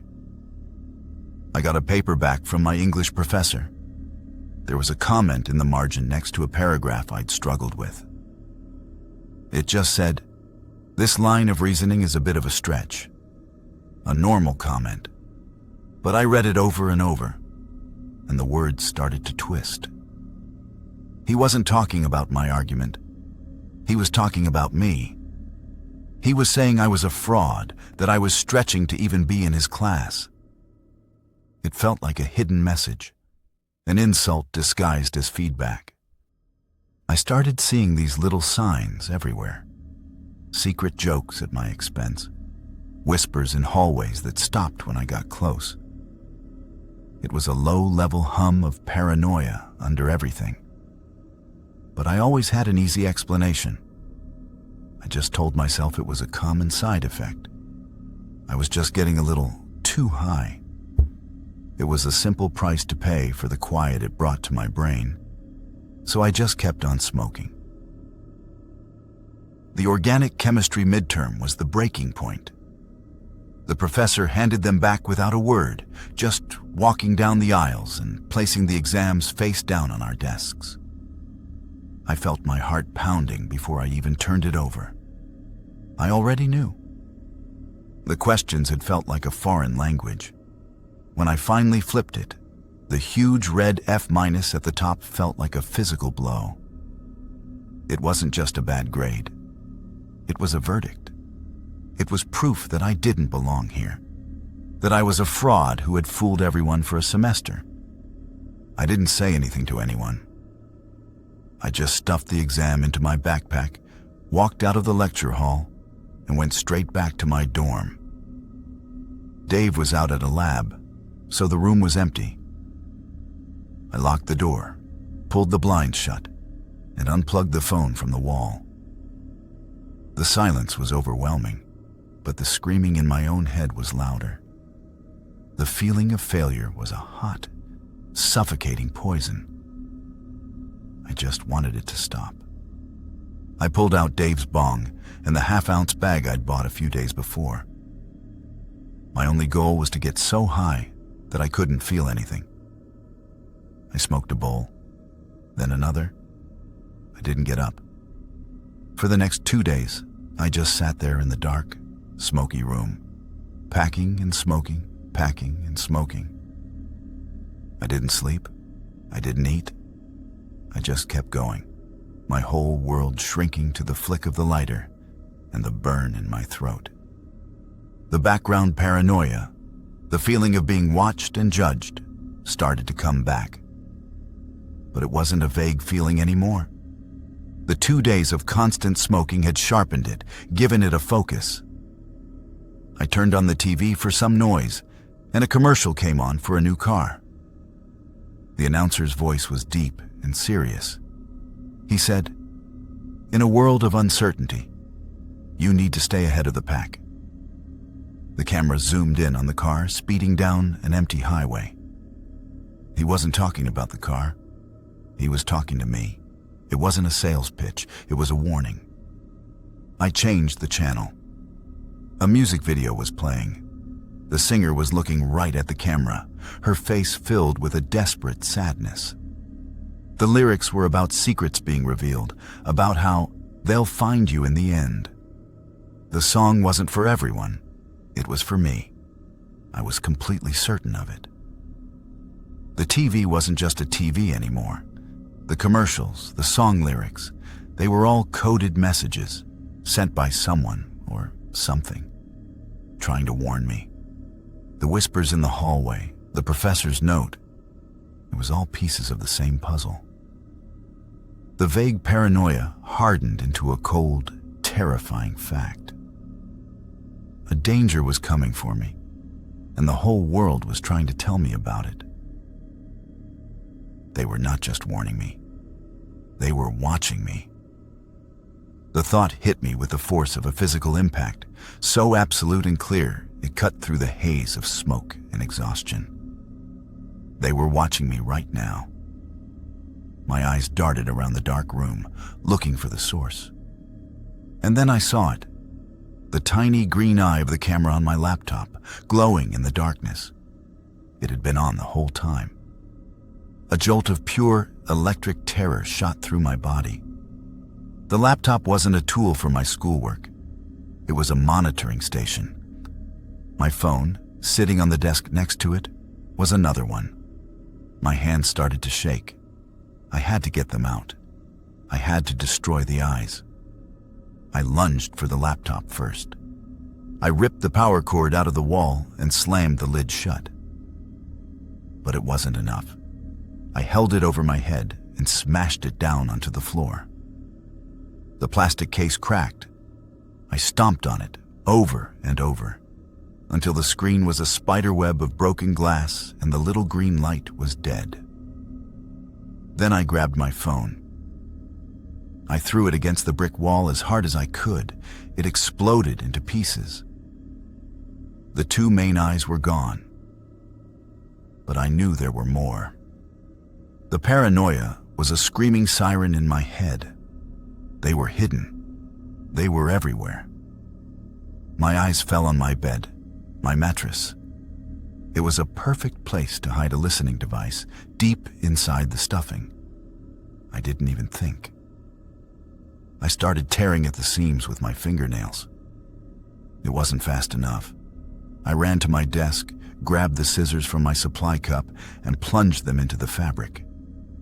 I started gutting it, ripping out huge handfuls of white foam and polyester fill, digging frantically for the wires I knew had to be in there. I tore through the whole thing until it was just an empty, shredded husk on the floor. I found nothing. That meant they were outside. They were coming for me. I had to secure the room. I grabbed my heavy wooden desk and dragged it, its legs screaming against the floor, until it was wedged against the door. I threw my desk chair on top of it for good measure. Then I pushed my metal dresser, scraping it across the room until it blocked the desk. The door was barricaded. I was safe. For a moment, there was silence. I stood in the middle of the wreckage of my room, panting, my back dripping with sweat. Now I could think. I had to figure it out. I had to understand the system, all the messages, the symbols. I grabbed a red permanent marker from my desk. I started on the wall next to the barricaded door. It was a formula. It all had to fit into a grand, unified equation. I started writing, frantic lines of symbols and numbers, connecting them with arrows, drawing diagrams of wave patterns and chemical structures. I filled one wall, then moved to the next, a frantic race to solve the puzzle before they found a way in. The knocking on the door was so loud, it felt like a bomb going off. It wasn't a polite knock. It was a fist pounding on the wood. A loud voice shouted, "Campus police, open the door!" It was them. They were here. I scrambled away from the door, but impressed myself into the corner of the room, making myself as small as possible. The pounding got louder. I heard the wood begin to splinter. Then, with a deafening crack, the door burst inward, sending my pathetic barricade skidding across the room. Two uniformed officers stood in the doorway, their flashlights cutting through the smoky darkness. They saw the shredded mattress. They saw the smashed electronics. Then their beams landed on the walls, covered in my sprawling, insane equations. And then, finally, they found me. I was just sitting in the corner, the red marker still clutched in my hand, staring at a spot on the floor. I didn't move. I didn't make a sound. I was just gone. I don't remember the handcuffs. I vaguely remember the flashing red and blue lights painting the walls of my ruined dorm room.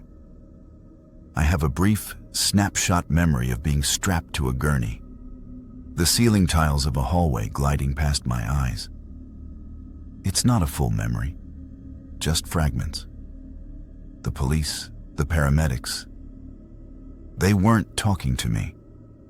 They were talking about me. I was an object they had to move, a problem they had to solve. The next clear memory is weeks later. I was in a room with pale green walls and a window that didn't open. The smoke had cleared from my head, but the silence it left behind was even worse. A doctor, a kind-looking man with tired eyes, sat across from me and explained what had happened. He talked about the binge, the paranoia, the psychotic break. He used a word I'd only ever heard in movies, a word that felt like a life sentence: schizophrenia. It landed in the quiet room with the weight of a tombstone. That was 15 years ago. My life now is managed, quiet and small.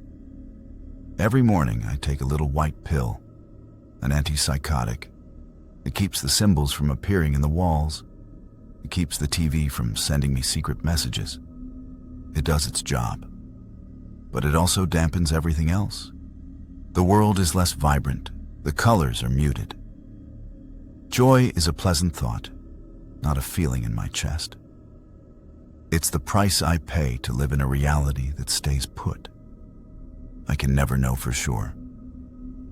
The doctors say it was probably always there, a genetic time bomb waiting to go off. Maybe they're right. But I am haunted by a belief that has settled deep in my bones, a belief I will carry to my grave. My genetics may have loaded the gun, but it was the weed, that constant, heavy flood of it, that pulled the trigger. It didn't cause it, maybe, but it started it. It opened a door in my mind, and even though the pills have mostly closed it, I know it's never going to be fully locked again. I was 20 years old, living in the barracks on an army base in the middle of nowhere. Life was a constant cycle of intense physical stress, followed by crushing, absolute boredom. Back home, the way to handle that was simple. You'd unwind with a bowl and relax. But in the military, that was a one-way ticket to a dishonorable discharge. The UAs, the piss tests, were constant and completely random. You could get pulled at 4 a.m. on a Tuesday. If you popped hot for THC, your career was over. You'd lose everything. So we were just dry, stressed out, sober, and bored out of our minds. Some guys drank themselves stupid, but I never liked being drunk. I just missed the calm that weed brought. I missed being able to just shut my brain off for an hour. The pressure just kept building up, with no release valve anywhere in sight. One day, a guy in my platoon came back to the barracks with this small, shiny foil packet. It had a picture of some cartoon wolf howling at the moon. He said it was called K2, or Spice, and that the head shop just off post sold it over the counter. He said you just smoked it like weed, and it got you high. But the most important part, the part that made everyone in the room stop and listen, was that it was completely undetectable on a drug test. That weekend, me and 2 of my buddies made the trip to that head shop. Behind the counter was a whole wall of these brightly colored packets with names like Scooby Snacks, Joker, and Dead Man Walking. All of them had a tiny warning on the back. Not for human consumption. We bought a handful of different kinds, feeling like we just discovered the world's greatest loophole. We thought we had found the perfect way to get high without consequences. We had absolutely no idea we were volunteering to be human guinea pigs for a chemical nightmare. That night, back in the barracks, we locked the door and nervously opened the first packet, the one with the wolf on it. We didn't know what to do, so we just treated it like weed. We took a cheap soda can, poked some holes in it, and sprinkled a little bit of the dry, potpourri-looking stuff on top. My buddy took the first hit. His eyes went wide and he just started coughing and leaning back, a stunned look on his face. Then it was my turn. I lit the small pile of leaves and inhaled. The smoke was harsh and chemical. It didn't taste like a plant. It tasted like burning plastic.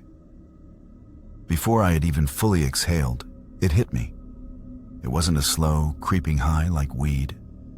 It was like a switch was flipped in my brain, and reality just went sideways for a few minutes.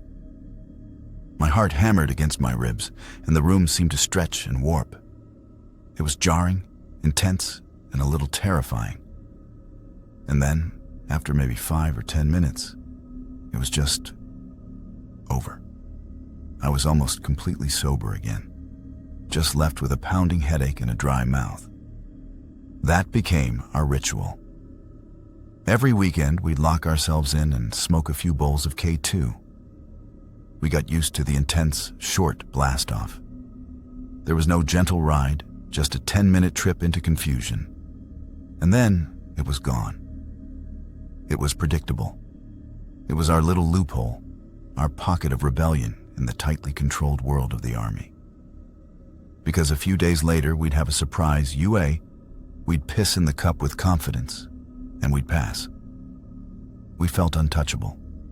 We thought we had the system beat. We got attached to one brand in particular, Scooby Snacks, because it was the most consistent. But then one Friday afternoon, we smoked the last of our stash.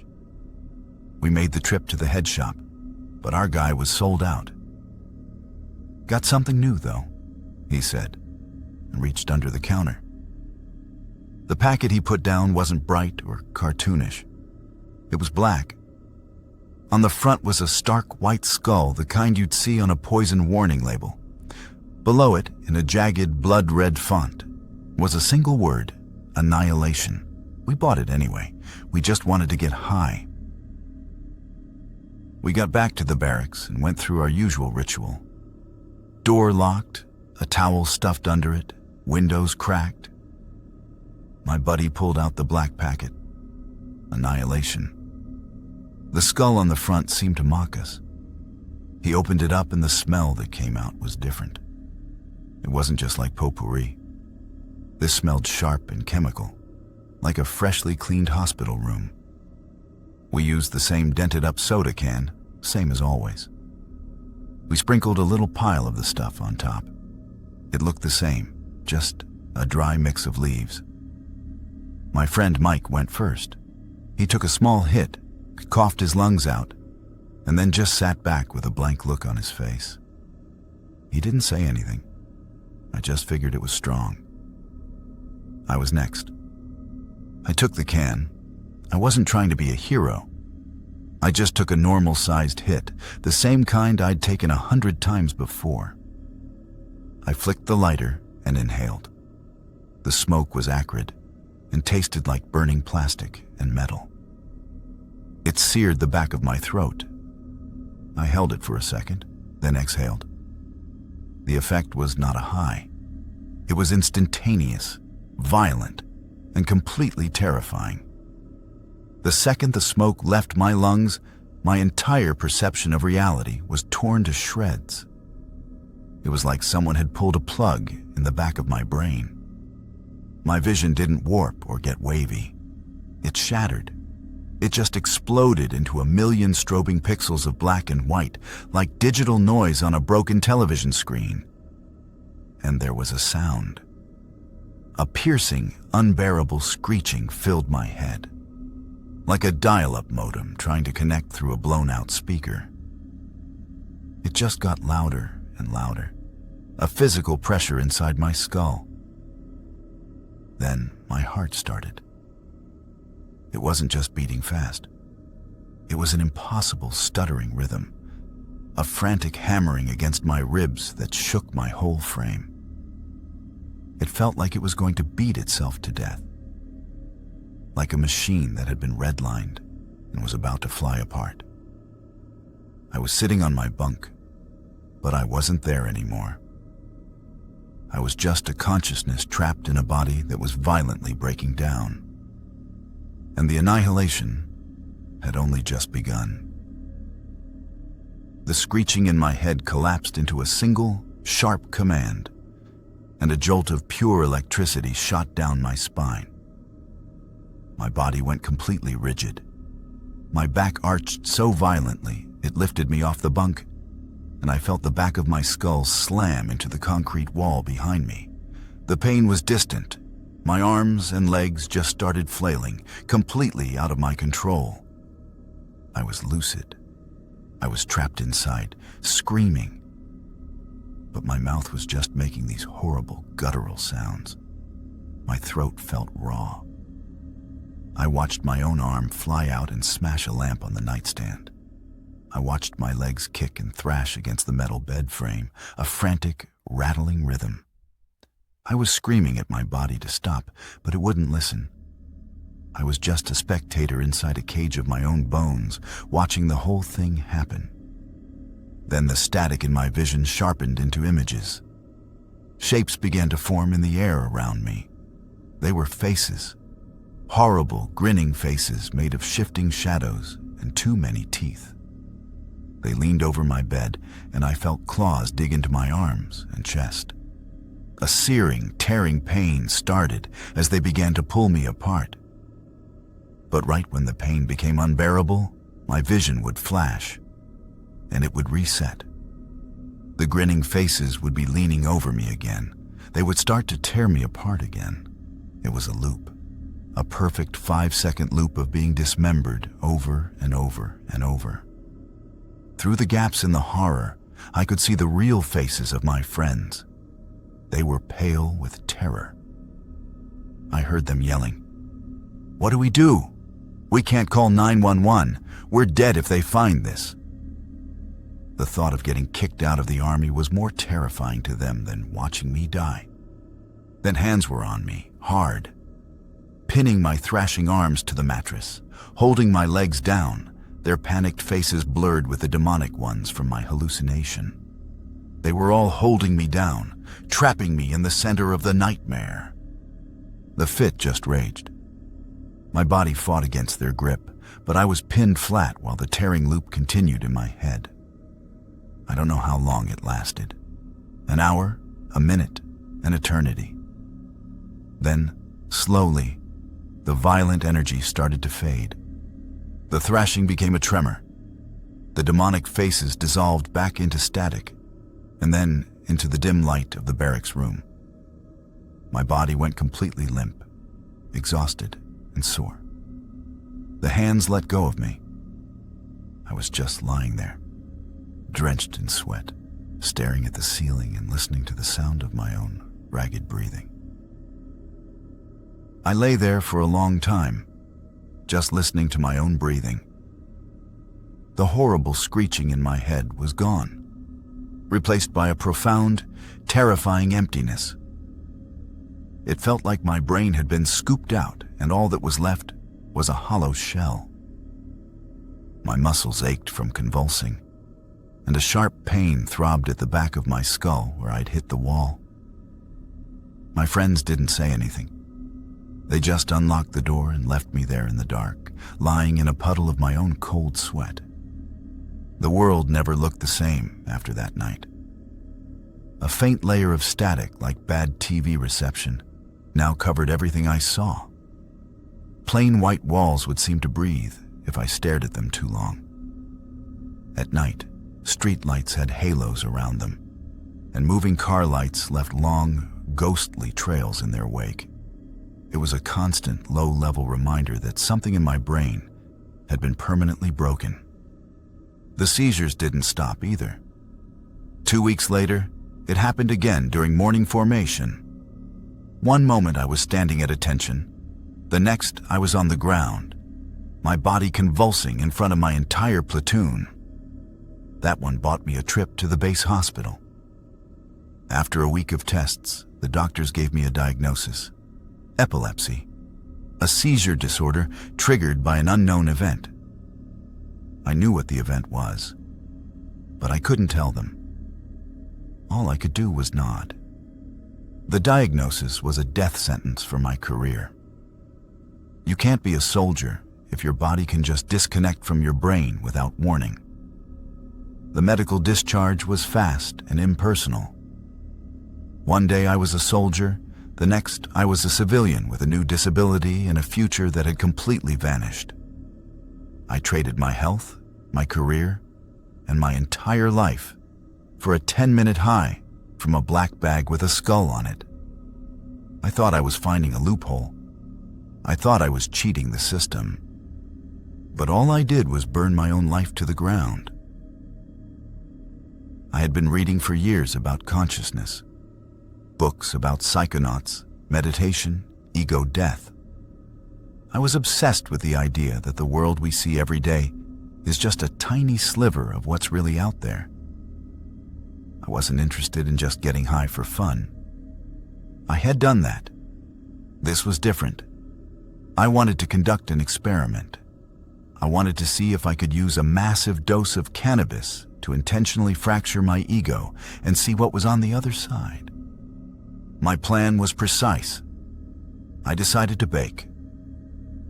I felt that making the vehicle for the experience myself was a part of the ritual. I went to a dispensary and bought 2 full ounces of their strongest indica-dominant flower. The guy behind the counter looked at the pile on the scale and then back at me. I just said I was stocking up. I spent an entire Saturday making the canna butter. The whole apartment filled with a thick, sweet, earthy smell. I decarbed the flour first, then let it simmer in 2 pounds of butter for almost 8 hours, slow and low. The finished butter was a terrifying, swampy, black-green color. I used that butter to bake a single pan of fudge brownies from a box mix. The recipe called for half a cup of oil, and I used a full cup and a half of the most potent canna butter I could possibly create. The sheer concentration was absurd. I knew a single bite of one brownie would probably be enough to put a normal person into a coma for a day.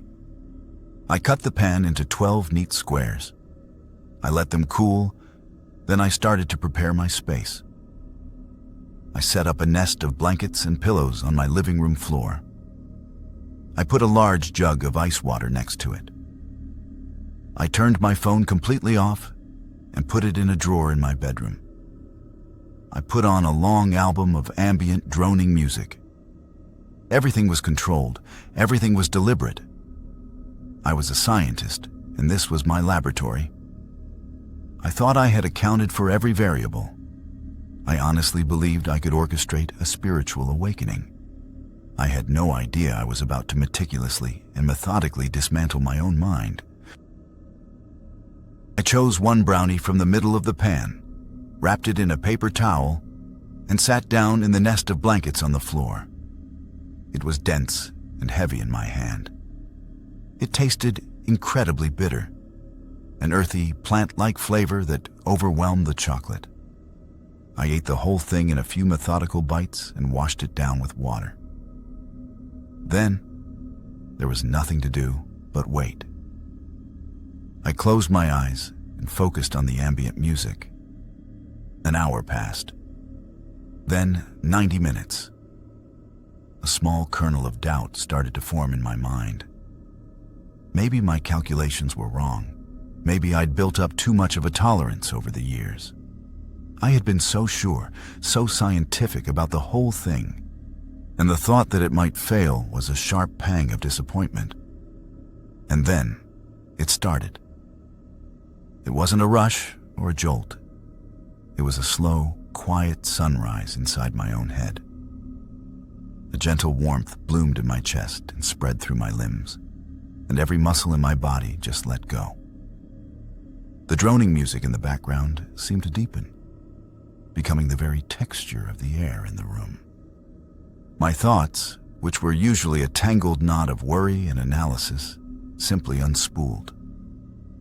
It felt like my mind, which had always been a small room inside my skull, had just dissolved its walls. It expanded to fill the apartment, then the building, then the city. Complex philosophical ideas I had wrestled with in books became suddenly beautifully simple. I could see the connections between everything, the hidden patterns that held the world together. Then I looked at the thing I called I, the narrator in my head, the little man pulling the levers. I focused all my attention on him, and with a sudden, breathtaking clarity, I saw that he wasn't real. He was just a habit, a story built from memories and fears. And the second I truly saw him, he just evaporated. There was a silent pop, and the constant feeling of being a separate self, a person in a body, was gone. It wasn't scary. It was the most euphoric, liberating moment of my life. The weight of my own personality, my anxieties, my history, it all just fell away. I started to laugh, a pure, joyful sound I didn't recognize. This was it. This was exactly what I'd hoped for. It was perfect. The joyful laughter died in my throat. The feeling of infinite expansion, the feeling of being one with everything, reversed course. It started to collapse back in on itself, not into the small, familiar room of my ego, but into something else. The beautiful, interconnected pattern I had seen in everything didn't vanish. It just became cold.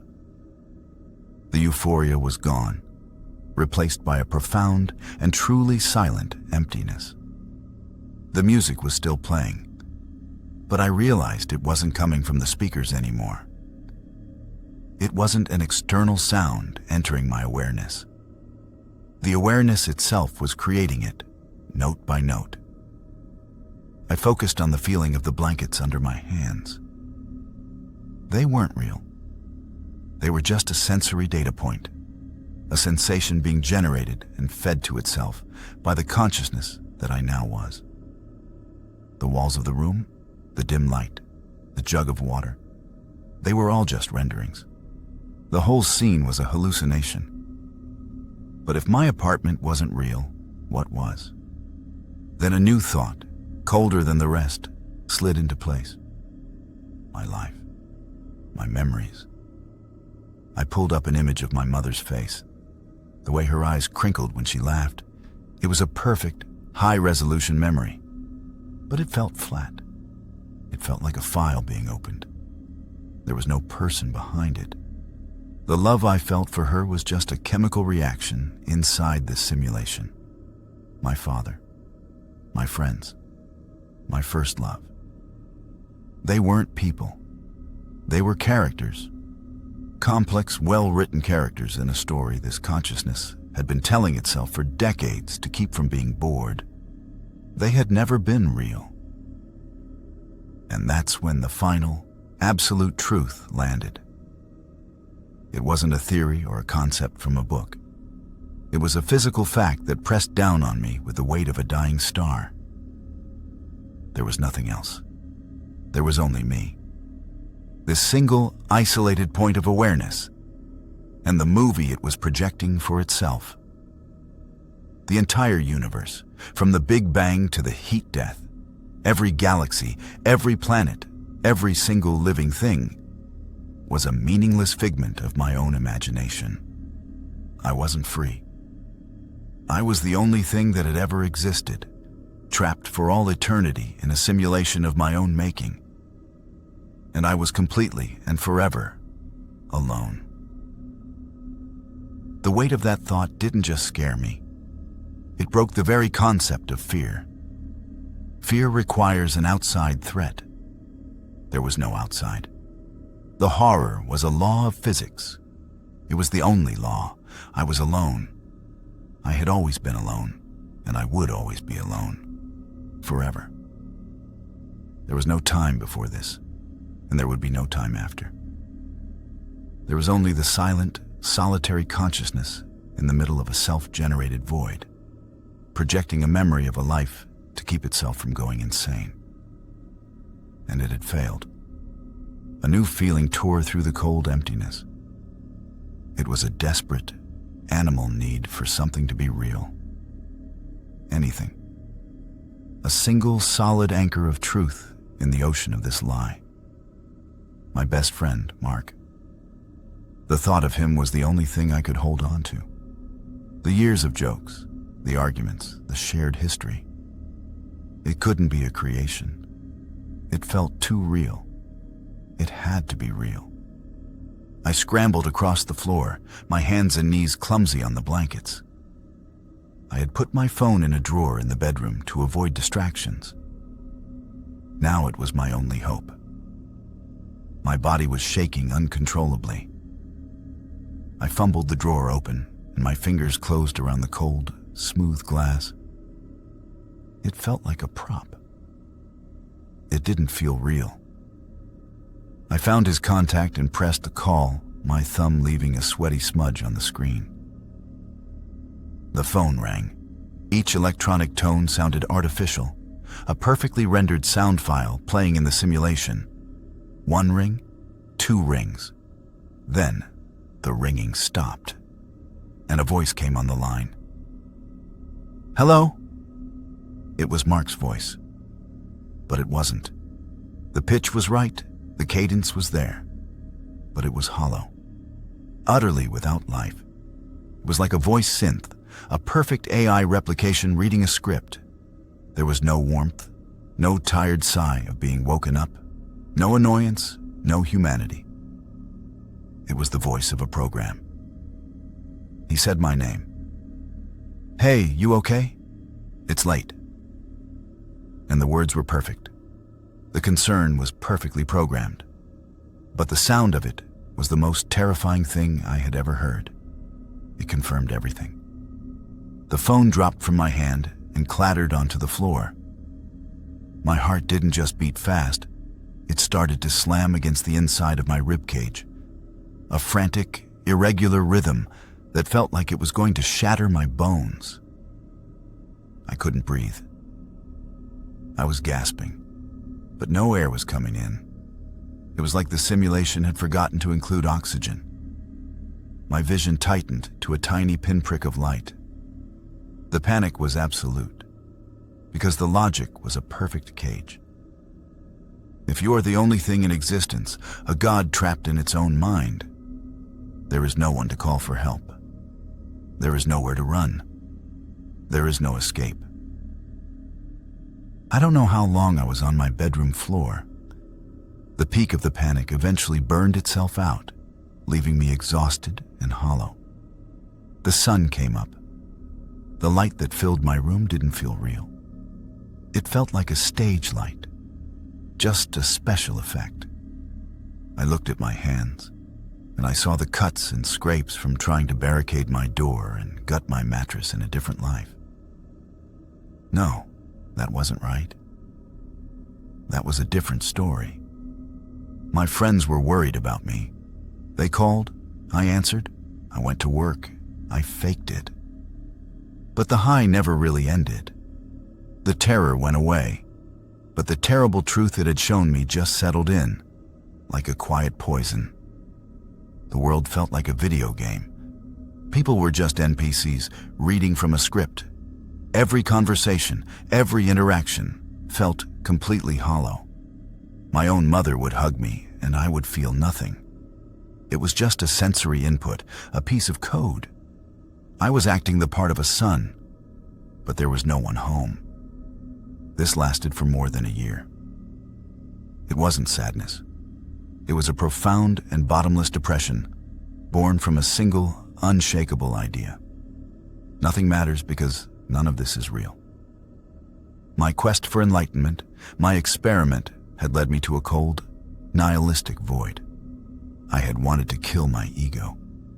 And in its place, I had found an even worse tyrant, the truth that I was the only thing in the universe, and that the universe was empty. Slowly, painstakingly, I started the work of trying to come back. It wasn't an epiphany. It was a choice. A deliberate, painful, daily choice to lie to myself. I had to force myself to believe that the love from my family was real. I had to act as if my friendships had weight. I began the long process of trying to rebuild a sense of meaning on top of the ruins, brick by brick, pretending not to see the abyss that the foundation was built on. The world still feels fundamentally fake to me, a beautifully rendered illusion. I just learned how to stop looking for the seams. My depression wasn't a constant thing. It was more like a season. There would be months where I felt fine, almost normal, and then the weather would turn, and I'd spend a few months living in a thick gray fog where nothing felt good. That summer, I was having a good season. The fog had lifted. So when my friends planned a trip to a 3-day music festival, I was all in. It felt like a celebration, a chance to really enjoy feeling clear for once. The plan was simple.